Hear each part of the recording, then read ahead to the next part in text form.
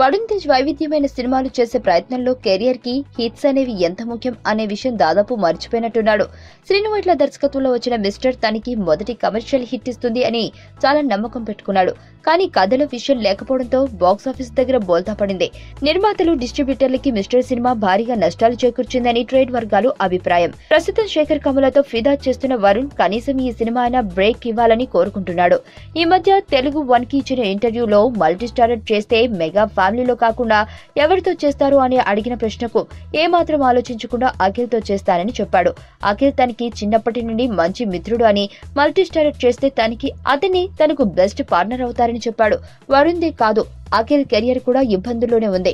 మొదటి cinema Akhil address లేకుండా గల్లంతవడంతో తన రెండవ సినిమా కోసం చాలా జాగ్రత్త తీసుకుంటున్నారు. విక్రమ్ కుమార్ దర్శకత్వం వహించనున్న అఖిల్ రెండవ సినిమా ఈ మధ్య లాంచ్ అయింది. చూద్దాం వరుణ్ అఖిల్ మల్టీస్టారర్ ఎప్పటికీ కార్యరూపం దాల్చుతుందో. నా పేరు ధనుష్ రిషి. అందరూ ముద్దుగా దరి దరి అని పిలుస్తుంటారు.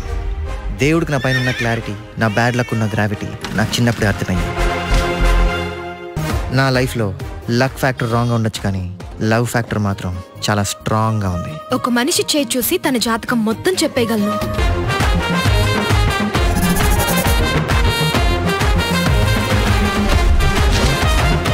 Coming soon.